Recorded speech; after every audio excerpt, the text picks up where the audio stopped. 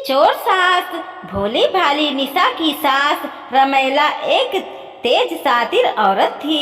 निशा के भोलेपन को लेकर रमैला को हमेशा चिंता सताती रहती थी। रमैला, अरे मेरी भोली बहू, तुम सचमुच कितनी भोली हो। अरे तू जानती भी है ये दुनिया कितनी सौतन है, ऐसे सातिर दुनिया में तू अकेले कैसे रहेगी। निशा, सासू माँ, जहाँ बुराई होती है वहाँ अच्छाई भी होती है, इसी तरह जहाँ बुरे लोग होते हैं वहाँ अच्छे लोग भी होते हैं। पर हम कुछ अच्छे लोगों भी बहुत कुछ कर सकते हैं। रमैला, जैसे तेरी बातें ना मेरे सिर के ऊपर से जाती हैं, लेकिन एक बात तो मुझे अच्छे से समझ आ गई कि खून अपने खून पर ही जाता है। जैसे मेरे भगौड़े पति मुझे और अपने बच्चे को छोड़कर भाग गए, उसी तरह मेरा नालायक बेटा भी तुझे अकेले छोड़कर भाग गया। इसलिए मुझे तेरी चिंता सताती है। निशा, सासू माँ आप हैं ना मेरे साथ, तो फिर मुझे किस बात की चिंता नहीं। अच्छा सासू माँ, वैसे आप कहाँ काम करने जाती हैं? मुझे वहाँ का नंबर दे दीजिए ताकि मैं उन्हें कह सकूं कि आपको रात की जगह दिन की शिफ्ट में बुलाएं। आप रात को काम पर जाती हो तो मुझे आपकी चिंता सताती है। निशा की बातें सुनकर रमैला घबरा जाती है और बिना कोई जवाब दिए वहाँ से चली जाती है। ऐसे ही कुछ दिन और बीत जाते हैं। फिर एक दिन रमैला बहुत सारे पैसे लेकर घर आती है। रमैले के पास इतने सारे पैसे देखकर निशा घबरा जाती है। निशा, हे राम, सासू माँ आपके पास इतने सारे पैसे कहाँ से आए? आप आखिरकार ऐसा कौन सा काम कर रही हैं? रमैला, अरे बहू, ये मेरे पैसे नहीं, मालिक के हैं। ऑफिस को सबको सैलरी बांटनी थी ना, तो आज काफी स्टाफ ऑफिस नहीं आए थे, इसलिए उन्हें मुझे पैसे दे दिए ताकि मैं सभी स्टाफ को ये पैसे बांट सकूं। निशा, लेकिन सासू माँ आप तो इतनी लिखी नहीं है, फिर आपकी सैलरी कैसे बांट पाएंगी? अच्छा, इसमें से आपकी मदद कर देती हूँ। आप मुझे बता दीजिए कितने लोगों को और कितनी सैलरी बांटनी है, मैं सबका हिसाब लगा लगा कर रख दूंगी। आप कल जाकर सबको सैलरी दे देना। अपनी बहू के मुंह से ऐसी बातें सुनकर रमेले के आंखें भर आती हैं। फिर वो जाकर वो सारे पैसे एक संदूक में रख देती है और फिर सोने के लिए चली जाती है। साथ ही निशा को सोने के लिए कहती है। तभी निशा उसे कहती है, निशा, क्या हुआ सासू माँ, आप इतना उदास क्यों लग रही हो? मैं तो बस आपकी मदद करना चाहती थी। रमैला, नहीं बहू, मुझे मदद की कोई ज़रूरत नहीं और ना ही मैं चाहती हूँ कि जो काम मैं कर रही हूँ वो तुम भी करो। ऑफिस में वैसे भी बहुत सारे लोग हैं जो मेरी मदद कर देंगे। तुम बस अपना ध्यान रखना और अब आराम से सो जाओ। निशा, ठीक है सासू माँ, आप कहती हैं तो मैं सो जाती हूँ। निशा को अपनी सास की कोई बात समझ नहीं आती, लेकिन वो अपने सास से बहुत प्यार करती थी, इसलिए उनकी हर बात मान जाया करती थी। निशा हर किसी की मदद के लिए हमेशा तैयार रहती थी। उसे दूसरों की मदद करना बहुत अच्छा लगता था। तो वही रमैला का स्वभाव उससे अलग था।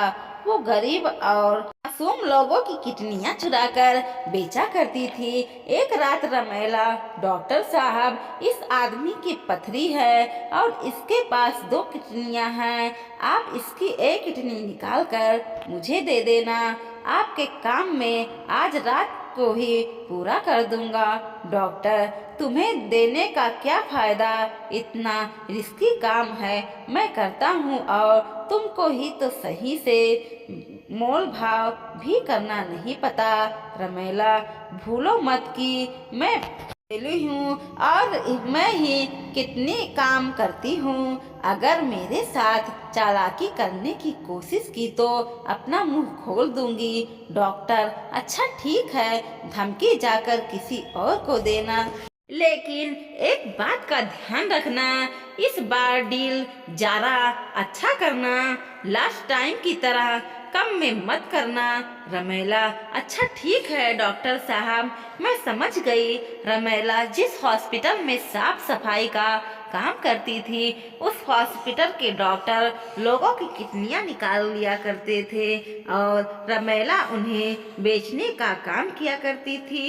एक दिन रमेला को हॉस्पिटल जाने के लिए देर हो रही थी होती है तो वह जल्दीबाजी में घर से निकलती है और अपना पर्स घर में ही भूल जाती है। निशा उसको रोकने की बहुत कोशिश करती है, लेकिन रमेला को उसकी आवाज़ सुनाई नहीं देती। उसका पीछा करते हुए निशा भी हॉस्पिटल पहुंच जाती है। जब वह अपनी सास को हॉस्पिटल में जाते देखती है तो उसे बड़ा गर्व महसूस होता है। निशा, अच्छा तो सासू माँ इस हॉस्पिटल में काम करती है, न जाने क्यों, लेकिन पिछले कुछ दिनों से मेरे पेट में बड़ा ही दर्द हो रहा था। अब हॉस्पिटल आ ही गई हूँ तो क्या ना डॉक्टर से दिखा लूँ। सासू माँ यहाँ काम करती हैं तो मेरा इलाज कम पैसे में ही हो जाएगा। इस बात से बेखबर निशा की उसकी सासू माँ एक किडनी और है। निशा उस हॉस्पिटल में अपना इलाज करवाने डॉक्टर के पास जाती है, जहां डॉक्टर उसके कुछ टेस्ट करते हैं और कहते हैं, डॉक्टर मैडम, आपके पेट में तो एक गांठ है जिसका जल्द ही ऑपरेशन करना होगा।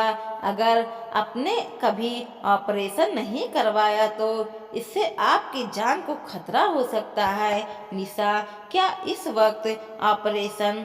डॉक्टर, जी हाँ, इसी वक्त। अगर आपको कोई फैमिली मेंबर आया है तो उसे बता दो और अगर नहीं आया है तो फोन करके उन्हें बुला लो। निशा, डॉक्टर साहब, मेरी सासू माँ इस हॉस्पिटल में काम करती हैं, उनका नाम रमेला है। डॉक्टर, ओह अच्छा, तो तुम रमेला की बहू हो? डॉक्टर, मन में अब आएगा मजा। अब तो रमेला अपने ही बहू की किडनी बेचेगी, तब असली खेल देखने वाला होगा। पता चलेगा उस रमेला की बच्ची को जो खुद को मुझसे ज्यादा होशियार समझने की कोशिश कर रही है। इस तरह से डॉक्टर अपनी बेइज्जती का बदला लेने के लिए रमेला की बहू को किडनी निकालने के लिए उसको ऑपरेशन थिएटर ले जाता है, लेकिन तभी रमेला साफ सफाई के लिए वहां पहुंचती है और बेहोशी की हालत में पड़ी अपनी बहू को ऑपरेशन थिएटर में देखती है। रमेला, डॉक्टर साहब, ये आप क्या कर रहे हो?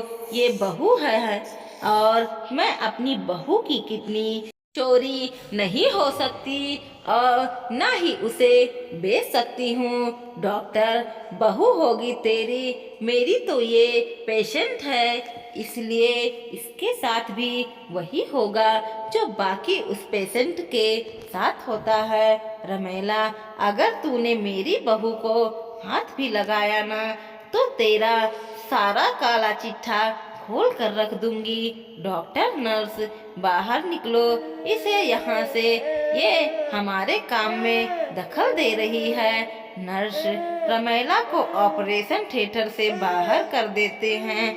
अब रमेले के पास अपनी बहू को बचाने के लिए पुलिस को बुलवाने के अलावा और कोई चारा नहीं बचा था, इसलिए रमेला ऑपरेशन शुरू होने से पहले ही पुलिस को वहां बुला लेती है और पुलिस के आगे अपने सारे गुनाह कबूल लेती है। साथ ही डॉक्टर असलियत भी पुलिस को बता देती है। रमेला साहब, मेरा नाम रमेला है, जब मैंने इस हॉस्पिटल में काम शुरू किया तो मैंने देखा कि डॉक्टर मासूम लोगों की जान ले रहा है, उनकी किडनियां निकाल रहा है। जब मुझे ये सब पता चला तो उन्हें पैसे देकर मेरा मुंह बंद करा दिया। साथ ही मुझे भी अपने इस धंधे में शामिल कर लिया। मैं भी इसके साथ किडनी चोरी करने लगी। इन लोगों ने कई बार मासूम लोगों के इलाज के बहाने किडनी चोरी और उनकी बेवकूफ़ बनाया। पुलिस तो सिर्फ आज तुम्हारे अंदर ये इंसानियत कैसे जाग गई महिला, क्योंकि आज मेरी बहू की जान पर बन आई है। रोज तो दूसरे के साथ होता था, आज वो मेरी बहू के साथ होने जा रहा और ऐसे होते नहीं देख सकती। मैंने उन्हें रोकने की बहुत कोशिश की लेकिन उन्होंने मेरी एक न सुनी, इसलिए मुझे आप लोगों को फोन करना पड़ा। आप चाहे तो मुझे गिरफ्तार कर लें, लेकिन इन पापियों को इनके किए की सजा भी जरूर दे। इस तरह रमेला अपने सारे गुनाह कबूल कर लेती है। कुछ देर बाद निशा को होश आता है तो उसे यह जानकर बहुत दुख होता है कि उसकी सास एक किडनी चोर है, लेकिन निशा चाहकर भी कुछ नहीं कर सकती थी और जिंदगी भर उसी तरह लोगों के ताने सुनती रहती है। दोस्तों, वीडियो पसंद आया हो तो लाइक कीजिए, शेयर कीजिए और सब्सक्राइब भी कीजिए और देखते रहिए कोमल मोटिवेशनल 2.0।